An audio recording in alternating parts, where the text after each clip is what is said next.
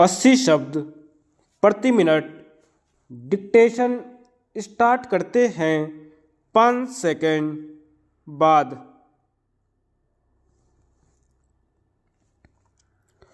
उपाध्यक्ष महोदय, ब्रिटेन ने हमारे देश पर 200 वर्ष तक शासन किया।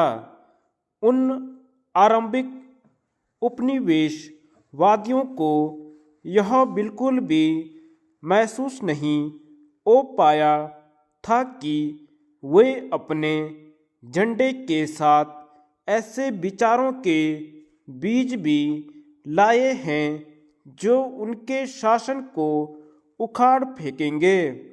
मैकाले, जिसने पाश्चात्य शिक्षा की अधिकाधिक वकालत की थी, यह कल्पना नहीं कर पाया था कि वह जिस भवन को सदा के लिए खड़ा देखना चाहता है उसी की नींव को डगमग बना रहा है।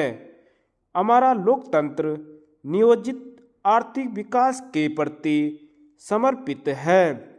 वह पुरानी समाज व्यवस्था को शांतिपूर्ण ढंग से बदलना चाहता है।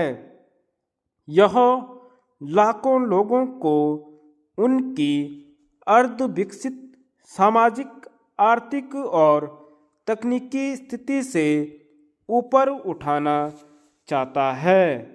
इस प्रकार हम भारत में जो कुछ करने के प्रयास में लगे हैं वह मात्र ब्रिटिश पद्धति का अनुकरण न होकर भारत की नितांत भिन्न आर्थिक और सामाजिक समस्याओं के समाधान के लिए सार्थक लोकतंत्र का रचनात्मक प्रयोग है।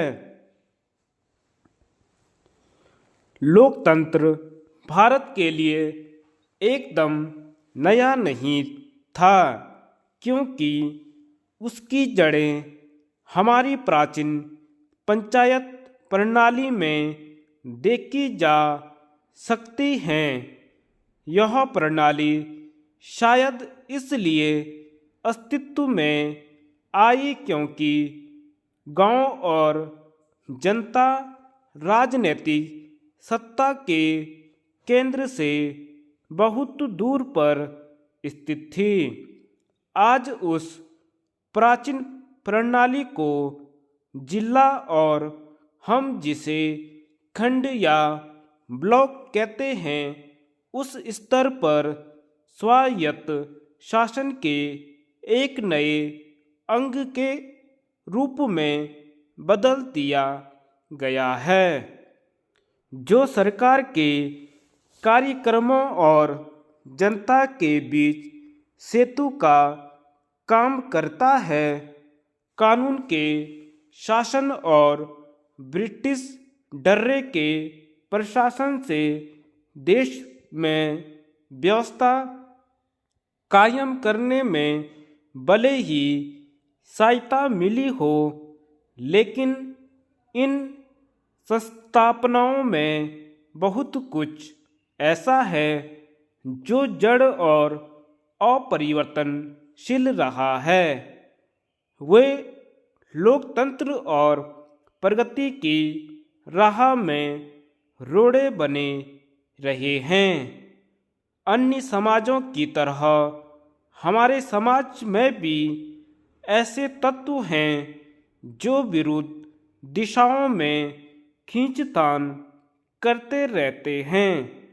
लोकतंत्र और समसामयिक जीवन की प्रतिद्वंद्विता के कारण कभी कभी ऊपरी तौर पर देखने से ऐसा लगता है कि जाति, धर्म और प्रांतीयता की जकड़ मजबूत हो रही है और इनका दुरुपयोग सामाजिक तथा आर्थिक स्वार्थ सिद्धि के लिए किया जाता है।